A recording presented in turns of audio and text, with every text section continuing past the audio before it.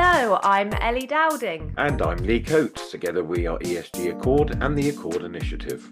You're listening to Accord Talks, a podcast about sustainability and compliance and advice processes supporting the financial advice sector. We hope you're all well. Okay, before we start with the main topic for today, I'd like to take a moment to remember Dr. Jane Goodall, who passed away recently. Now, many of us around the world know Dr. Goodall's work spanning her 65-year study of wild chimpanzees in Tanzania. As well as this, in the latter part of her life, she expanded her focus and became a global advocate for human rights, animal welfare, species and environmental protection, and many other crucial issues. What a life's work. Yeah, she was completely amazing and a total inspiration as she was a UN messenger of peace. I'm looking forward to seeing her message of hope continuing through the work of her foundations. So I found a quote that I'd like to share if I can. Yeah. It's on the changing world, and I think it's really relevant and empowering. So she said, you cannot get through a single day without having an impact on the world around you. What you do makes a difference, and you have to decide what kind of difference that you want to make. I love that. Thanks for that, Ellie. What a great quote. Truly inspirational. Okay, so now it's my turn to do a quick before we start the main topic interjection. So as you Okay. know, Lee, I'm a keen listener of the Brilliant Outrage and Optimism podcasts. Mm. So when I was listening the other day, I loved the way that one of the guests, Aniket Shah, who's global head of ESG and sustainable finance at Jefferies, was talking about the situation that we're in now with the low carbon economy versus the high carbon economy. And I thought that the stats that he shared and the framing could be of interest to our listeners. So, what Okay. was shared was that last year, the world economy deployed a massive $2 trillion into low carbon capital expenditure. That's according to the International Energy Wow. Agency. And apparently in 2015, this figure was 380 billion, so significantly smaller. And in 2009, it was just 160 billion. So according to the CapEx, we are clearly seeing massive growth in low carbon investments. Wow, those are really strong growth figures. And of course, CapEx is the actual capital flow into building things like projects, technologies that reduce greenhouse gas emissions, could also be renewable energy infrastructure, energy efficiency improvements, and sustainable transportation. May even be retrofitting or developing sustainable materials and processes. This makes me remember that I read previously from, I think it was a McKinsey report, that the global capex into the low carbon economy needs to be around 3.5 trillion per year on average until 2050. Yeah, I think you're right. In the podcast, they shared more stats on this as well. So the IEA says that last year for the global economy, for every $2 of capex going into low carbon, there was only $1 going into the high carbon capex. Yeah, and don't forget, you can couple this positivity with the data shared in early October by the global energy think tank Ember, showing that renewable energy overtook coal as the world's leading source of electricity in the first half of this year. And that's historic. Yeah, it really is. But this is not the end of the story of the positive growth stats that we started a moment ago. And what is interesting about the framing and why I wanted to share it with our listeners. So we have all this positivity, which is brilliant and it's indisputable. Yet at the very same time, globally, according to the IEA, we're at near record high emissions, and 80% of our primary energy is still from fossil fuels. So that just leads us all to thinking, where exactly are we? It's Mm. really hard to know what and how to feel about all of this. And that's true for investors, individuals, for the whole planet. It's really tough and deeply challenging all at the same time. Yeah, okay. I mean, it's important to have highlighted this. Mm. Personally, I think it shows how innovation is vital, but systems need to be open to Yeah. change. Same with advice firms, actually. It's about balancing progress with protection, encouraging new ideas without actually letting established interests block them. Yeah, completely agree. Okay, so we're moving a bit closer, little Yeah. bit closer to our main topics for the day, but I wanted to first sum up a few key takeaways from attending the brilliant annual Good Money Week event in October, hosted by SRI Services. It was great to be there in person. Yeah, I loved it. Really, really good. Okay, so I'd like to start with a few comments on the keynote speech from our good friend Louisa Chender at the FCA. Now, I loved that Louisa reinforced that SDR is more than just a labeling exercise. In fact, I'm going to quote Louisa now. Um, SDR was never just about labels. Okay, that's a really important statement. And it really brings home the point that the SDR regime is intended to reshape how sustainability is embedded in entire processes. For funds, it's about what they do and how they disclose it. And I think this translates perfectly for advisors supporting clients and conducting due diligence because it's about purpose, transparency, consistency, and comparability. All that is great for advisors. Yeah, it really is. So yeah, I enjoyed the keynote as well, and yeah, just to say again, it was lovely to be there in person. So I really liked the zooming out part of Louisa's speech at the start. She really gave us insights into the wider work by the FCA. That was the transition paths, the incoming UK sustainability reporting standards, and a mention on competition. So personally, I think it's really important to understand the wider work going on and the effect and the levers that gets pulled economy wide. Yeah, agree. And we will, of course, be updating everyone as all this progresses. And talking of progressing, it was really positive that Julia Dreblow did a short section at the event on the Advisor Sustainability Group. Yeah. Now, Julia, for those that don't know, I mean, there are maybe a few people in the world that don't know who Julia is, but anyway, she is the founder of SRI Services and the host of the event. And she is also co-chair of the ASG, of which I'm also a member. Anyway, Julia's confirmed that we are in the final stages of the report being released. So personally, whilst I echo Julia's comment that the report is a starting point, I'm really excited about the actions that the advice community can take on the back of the report. Ellie, you mentioned about pulling levers. I think this is really a significant one. Yeah, I do too. And it's really interesting and challenging work, isn't it? And we're really looking forward to being involved in it. So Yep. great. Okay, this is it now. This is time for us to get into today's topic. And I have to say, I love this podcast episode title. Gives everyone an earworm. What's cop got to do with it? And may she rest in peace. Bless her. Okay, yeah, let's get into it. With the next COP, that's the UN Conference of the Parties coming up later this month on the 10th of November in Belém, Brazil. We thought that it would be useful for advisors to get a clearer sense of what COPs actually are, where they came from, and why they actually matter. Exactly. We all hear about them every year, the headlines, the photos of world leaders, and I suppose in truth, the details can feel quite removed from financial advice. Mm. What's interesting though is in reality the outcomes of these conferences and the issues they deal with. They influence policy, they influence investment strategies and corporate commitments. They filter down into the sustainability frameworks that advisors and clients interact with every day. Ellie, do you want to do some scene setting for us? Let's start with the UNFCCC and the birth of COP. Yeah, thanks for that. Okay. Over to you. Um, this may now get information packed. Okay. So, we need to start, I think, by rewinding all the way back to the early 1990s. So, that is back to the UN Framework Convention on Climate Change, or the UNFCCC. It's a multilateral treaty adopted in 1992 after the famous Earth Summit in Rio de Janeiro. Mm. This was shortly after the first assessment report by the Intergovernmental Panel on Climate Change in 1990. So that's the IPCC. So the IPCC is an international body of scientists that assesses the science related to climate change.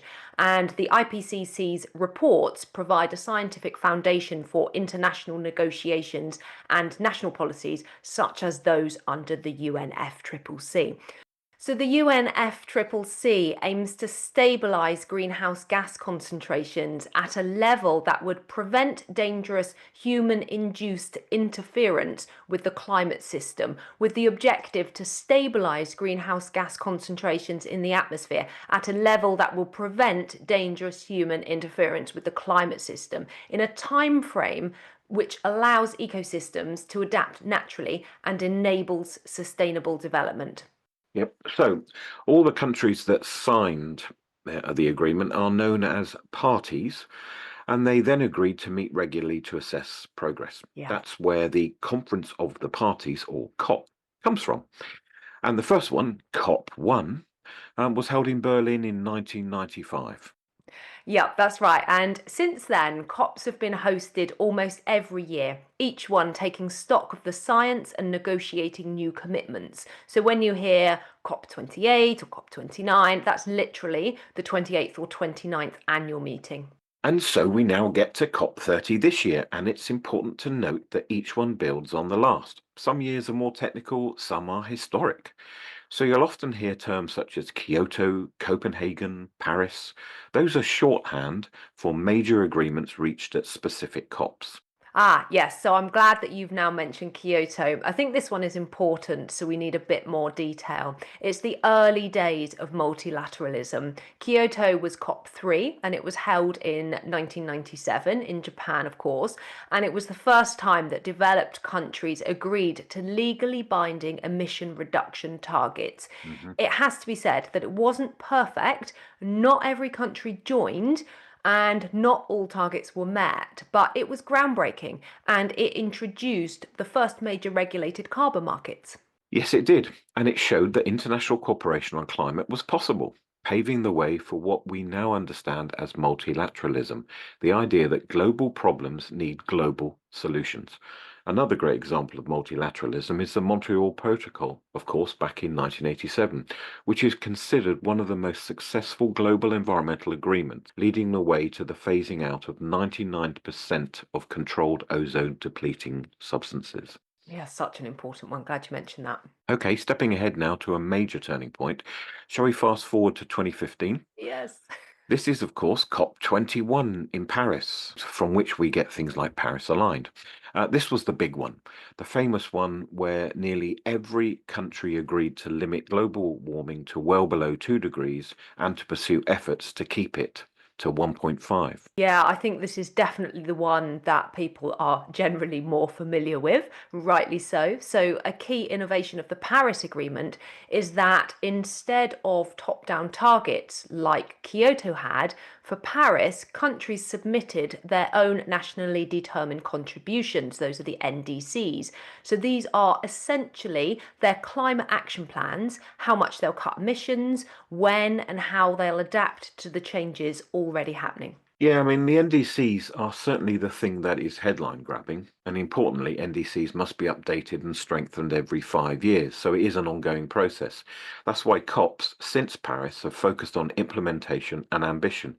It's about checking whether the pledges are adding up to the goals. Yeah, and in this year, 2025, it's actually an NDC year. So this means that there's a strong connection between this year's COP30 and the NDCs.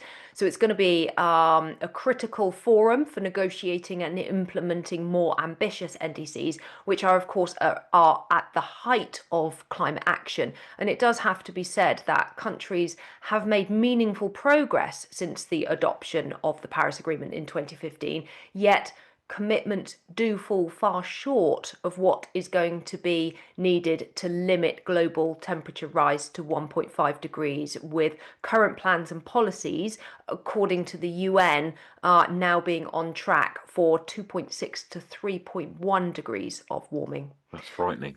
Yeah.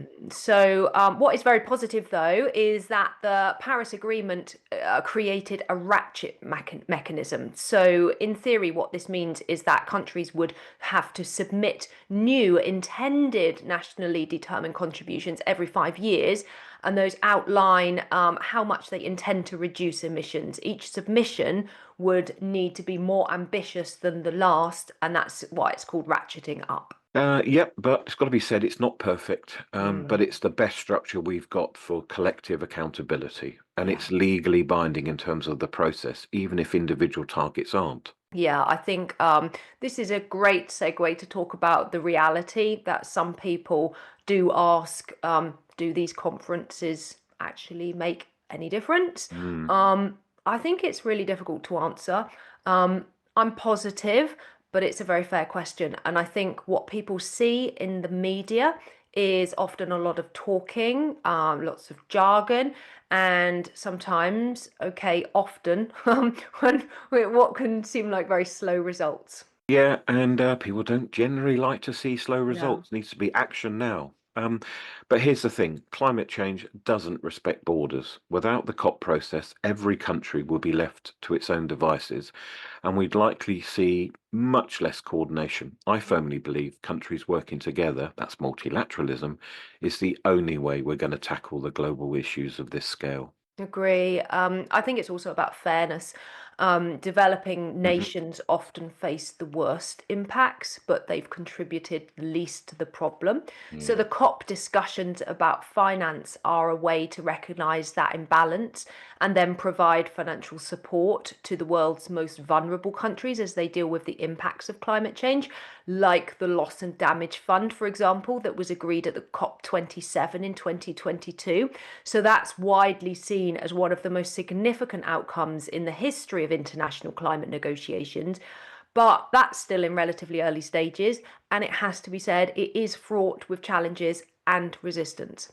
Yeah, and to bring it back to advisors and investors, I hope that we are going some way today, even just a fraction, to highlight that there is a lot more than politics and short-term media issues at play with the COPs and NDCs. It's a signal. These agreements drive regulation, technology development, and capital flows. And when 190 plus countries agree to move away from fossil fuels, markets have got to take notice. Okay, so all this being said about NDCs and high level agreements, shall we now get into what actually does happen at COP? So COPs have, of course, got a lot of high level speeches and the photo ops, but there's a lot more going on behind the scenes. You have the main negotiations, which are the formal process, but then you've also got hundreds of side events. Yeah, right. That's businesses, NGOs, youth organizations, indigenous communities, and scientists. They all gather to share Yeah. ideas, form partnerships, and announce commitments. Now, some of the biggest investment and innovation announcements actually happen in these side events, not in the main hall. Yeah, exactly. And this is where private capital meets public policy. You've got financial institutions discussing frameworks, asset owners discussing climate targets, and corporates announcing decarbonisation plans.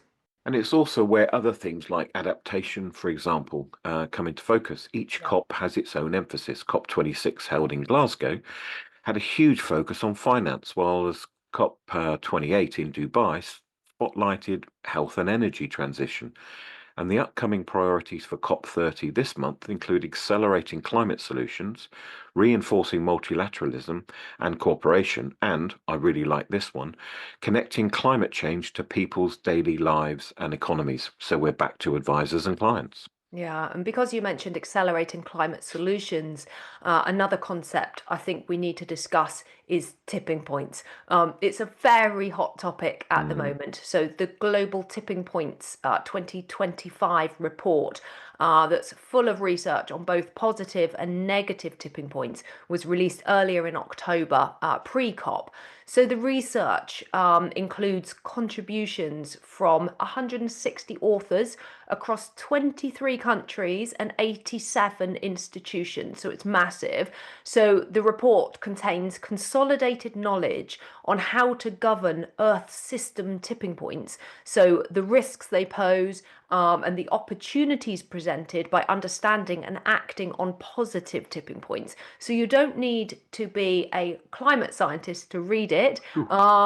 There are bite-sized key messages. The website is great, and there are very strong calls to action to the leaders of COP30. Yeah, it's an incredible piece of Yeah. work. Yeah.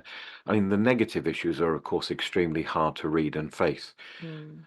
Oh, I will refer everyone back to our previous comments on this podcast series about climate anxiety and grief. But what is Mm. really great is that the report equally covers positive tipping points, such as what we are seeing now with renewable energy becoming cheaper than fossil fuels, or electric vehicle adoption hitting levels where the whole market accelerates. Yeah, I certainly agree with you about the reference to climate anxiety. With the announcement in the report that already at 1.4 degrees of global warming, warm water coral reefs are now crossing their thermal tipping point and experiencing unprecedented dieback. That's very hard to read. Mm. It's very hard to say out loud, even. And advisors need to understand that their clients may be very deeply affected by this sort of existential news and could inadvertently cause harm to their client even by directing investments towards anything that may increase this warming. Okay, let's make this real. Imagine an advisor helping a client to invest for a future trip to Australia's Barrier Reef, only then to find that the investments that got them there may have played a part in the reef's dieback. I Yes, mean, how's painful. the client going to feel about the advice they were offered? Sorry, Mm, I needed to say that. mm. So, anyway, um, in terms of tipping points, the role of global agreements is to push us toward those positive shifts. This creates the conditions for the change to be speeding up. And that's where we as an industry come in. Advisors, investors, and financial planners can help accelerate that by directing capital towards solutions, renewables, green infrastructure, sustainable agriculture, and away from high carbon status quo.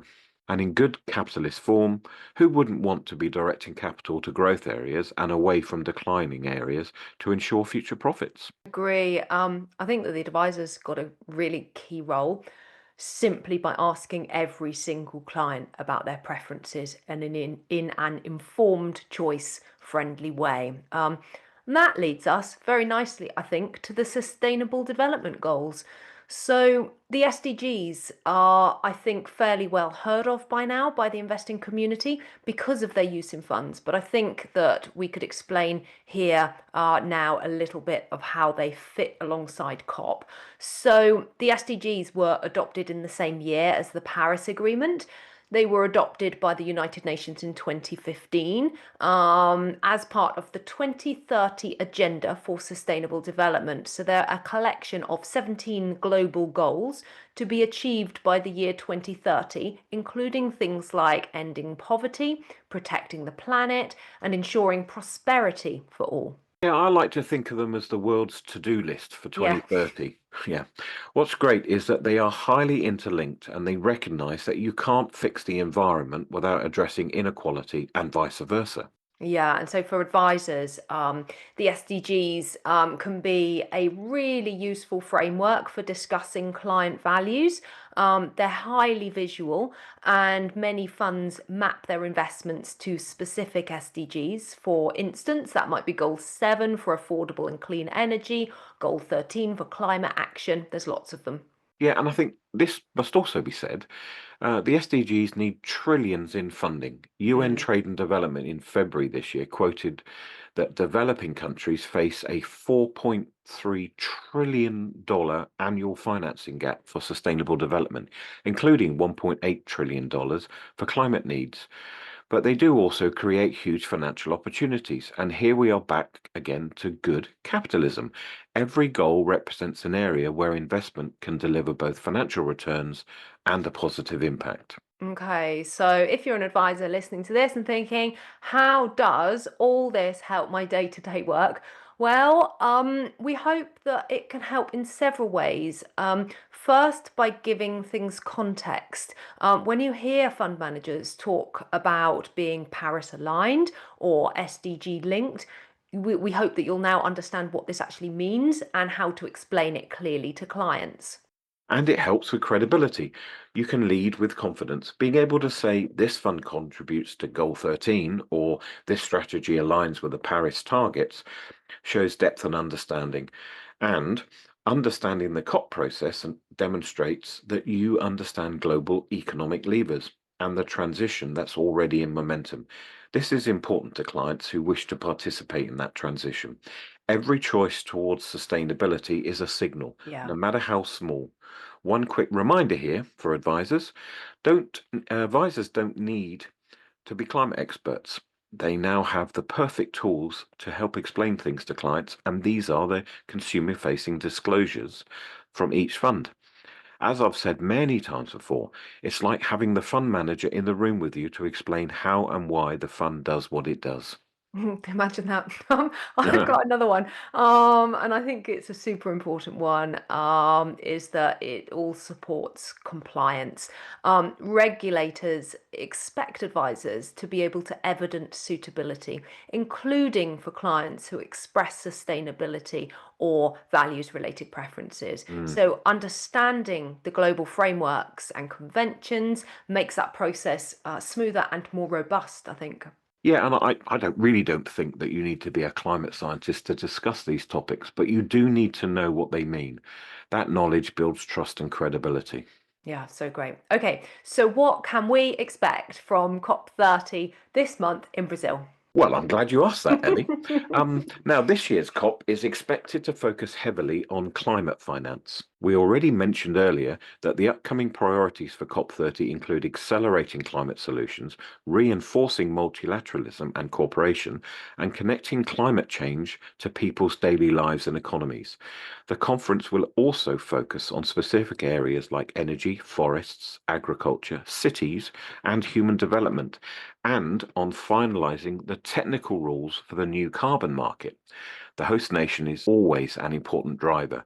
Brazil is emphasizing action with goals set around implementation and connecting climate action to people, as well, of course, as Belem's location in the Amazon leads to a focus on nature-based solutions. Yeah, and of course, we'll be watching to see how countries update their NDCs ahead of the next major review.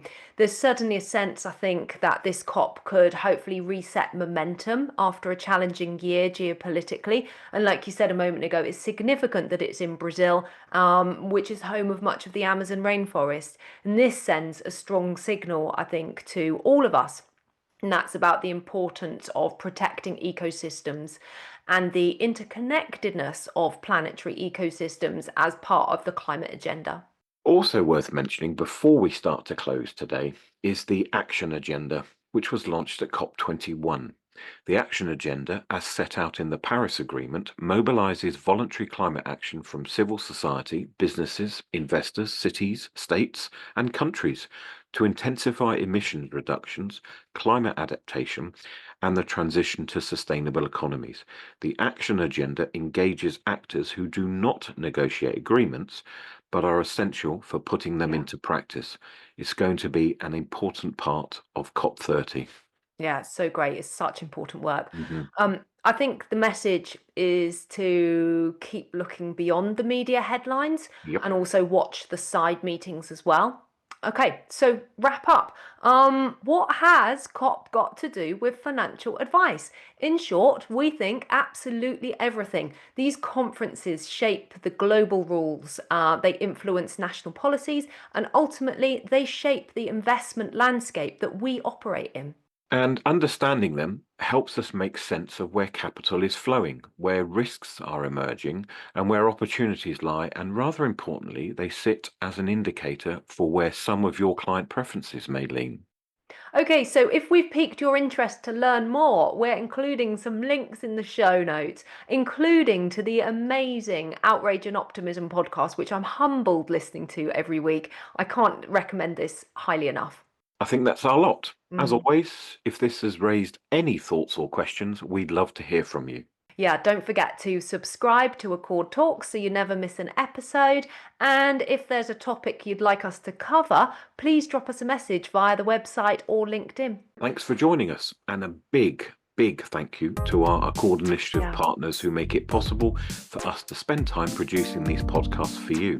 Yeah, we've loved it. We hope you have too. See you in December for our end of year roundup and a look forward into 2026.